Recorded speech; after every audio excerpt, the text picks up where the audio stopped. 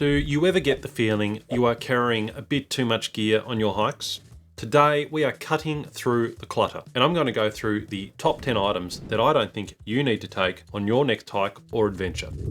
Hi there guys, welcome back, Mauser here, and over the last 30 years or so that I've been out hiking on the trail, I have learnt a lot of lessons the hard way. And if there's one thing I can still honestly admit that I get wrong today, it is streamlining my gear. Now I just got back from a trip and did a little assessment when I returned, and there was a bit of gear that I probably didn't need. And this made me think, well, what are the other items that I often see people taking that they may not necessarily need? What's the stuff I've taken in the past that I didn't need and that I didn't use and that I should have just left at home? And whether you are a seasoned hiker or if you're just starting out, carrying less on your hikes can make things a bit more enjoyable. Let's dive straight in. Now, first up, something I am very guilty of taking in the past, and that is a solar panel.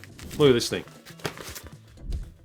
Now, while it sounds fantastic in theory, I mean, when I bought this thing 4 or 5 years ago and took it on a 10-day hike, I thought, what a great idea. I don't need to take a big battery, but I still took the battery because I still need to charge stuff if the sun wasn't shining. But I thought if I take this, I definitely won't run out of battery. Now, look, I know some people love to walk along in the sunny areas with these hanging off the back of their pack, charging stuff while they're walking, but really I find them impractical. I've taken them only on that one big walk. I now take it car camping. If we've got a car and we've got plenty of room, I would chuck it in there. But as a general rule, I'm better off just taking a good, robust charging bank battery, which will generally last me 9 or 10 days anyway to charge my phone. This panel itself, it was a good panel. It's not working as well now, but that was nearly 500 grams of weight on my back that I used for an afternoon or two on a 10-day hike. Was it worth taking? Most definitely not. Stick with a good charging bank. Next up, it's a controversial one for a lot of people, but it is your tent footprint. Now, the argument for taking a tent footprint, and full facts here, full admission?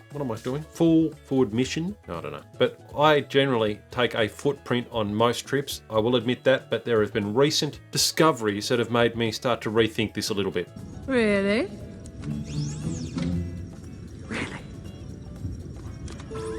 And one in particular was another YouTuber, My Life Outdoors. They did a little analysis on ground sheets and footprints and did some stress testing on them and found that maybe while they offer a little bit of protection, they're not offering maybe that much as just using the tent floor. But I have got to say, I am steering away now from the proprietary sort of ground sheets you can buy for tents. Even just a bit of Tyvek, something like that that is extremely lightweight. I may use that, but on my last trip I didn't take a ground sheet, and I don't know if it's going to be a common thing for me to take. If I'm in the wilds of Tasmania, off track, that sort of thing, maybe, but really consider it. If you're on tent platforms and stuff like that, I don't think I'll be taking a ground sheet anymore. It's just a bit more weight that I could save, and it seems to me to be becoming more and more unnecessary. But happy to hear otherwise. If you think a ground sheet is essential, leave a comment down below. Next up, and I've said this before, but pack covers. Now, a pack cover might seem like a must-have in order to protect your pack and your gear from water and from rain.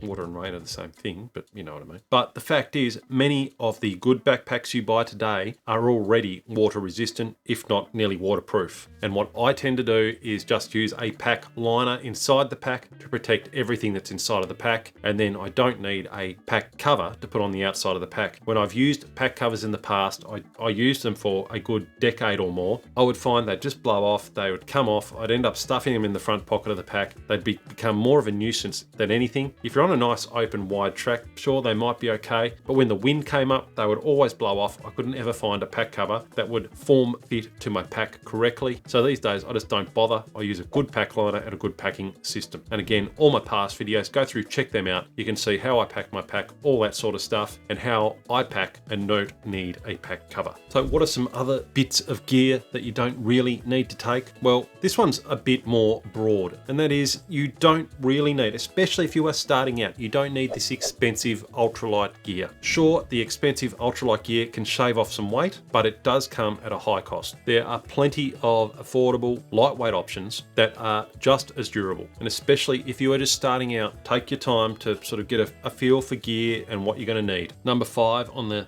gear you may not need when you're out on the trail. Well, it's something I often say in other videos that I love to take this bit of gear, and I do. I like to take camp shoes.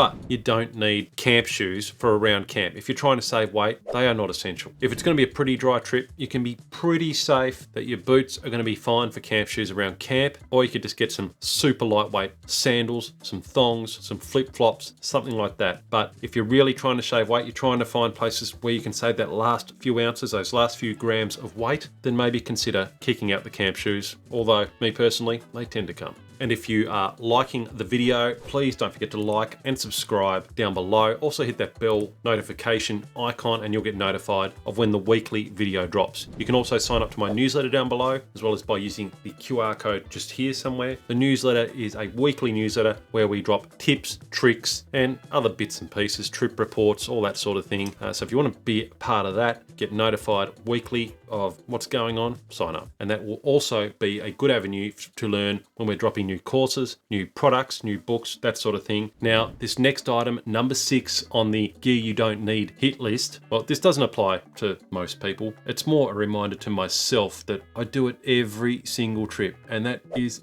taking a massive big camera. Now, capturing memories is important. I love capturing memories when I'm out on the trail, taking photos, taking videos. I love it, and sharing it with all my family who don't go hiking when I return home. But a big, massive digital mirrorless camera can be a little unnecessary. Modern smartphones like your iPhone, things like that, they are more than adequate for most hikers. And if there's one thing I've got to keep telling myself is not to bring my big camera. If I'm on a mission trip where I'm just, I'm going out for 6 days and we're going good distance each day, I'm not going to have that much time to sit around and take nice photos. And my trip a few weeks ago was a prime example of that. Did the winter overland track here in Tasmania, packed my massive camera gear, packed microphones, packed a tripod, and we were on a mission each day, very short days where you've only got so many hours of daylight. We had to get from point A to point B in those daylight hours. I had no time to be taking photos, and I carried, I reckon, 3 kilos of gear that I did not need. So note to self there, don't take your big camera on winter trips when you're just out there for a bit of the outdoor action. You're not taking photos. Use the iPhone. Take my iPhone, Mauser. When you watch this before your next trip, take your iPhone only. Don't take a big camera. Listen?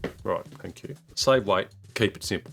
Next up, it's common sense really, but don't take multiple charging batteries. Generally, one charging battery will be enough if you're on a multi-day trip. Also look, if you've got a few charging batteries, these days they're pretty common. A lot of people have multiple. Take the lightest one that you think will last for the trip. Generally, if you're just charging your phone, if you're on a 3 or 4 day trip, you might only need to charge it 2 or 3 times. So take an appropriate battery. Try not to take multiple ones. Again, I've done this in the past. I've taken 2 or 3 batteries because I've got battery anxiety. Battery anxiety isn't nice, but just try and get an idea for how much power your phone uses and pack a battery backup pack that will accommodate and not too much more. Number 8, and again, it's another one I'm just constantly guilty of, and that is packing too much food. Now, it's very easy to overestimate the amount of food you'll need, so really take some time to plan your meals carefully. That way you can avoid carrying excess food and do things like bringing low weight, calorie dense options to minimize the weight you are carrying. And I went into all that on another video. I use a meal planner I developed myself. I'll leave a link to that down below, but it just helps you cut down on the weight of your food. And again, when I don't plan as well for a walk with my food, if I'm in a bit of a hurry to get ready, it's a short walk, I've been there before, what I will tend to do is overpack the food. If I don't use my little planner, then all of a sudden I've got all sorts of different snacks and treats creeping in, and then I come home with an extra kilo of food after a 5-day trip. And I didn't do that recently, or might have done. Guilty.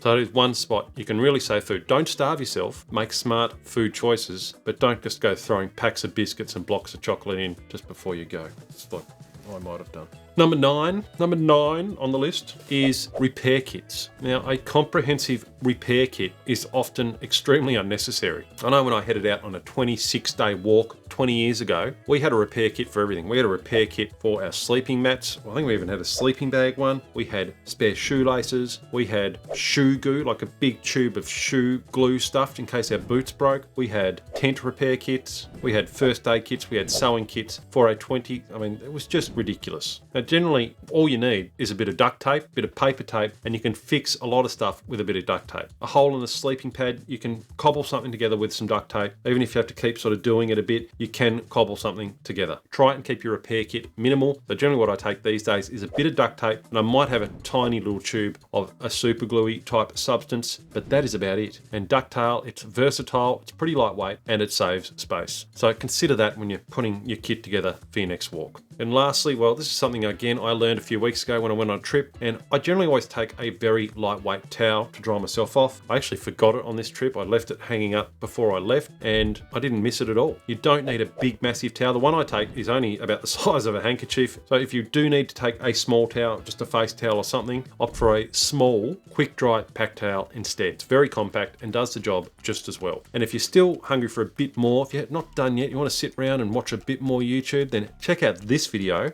where I go through a few common beginner backpacking mistakes.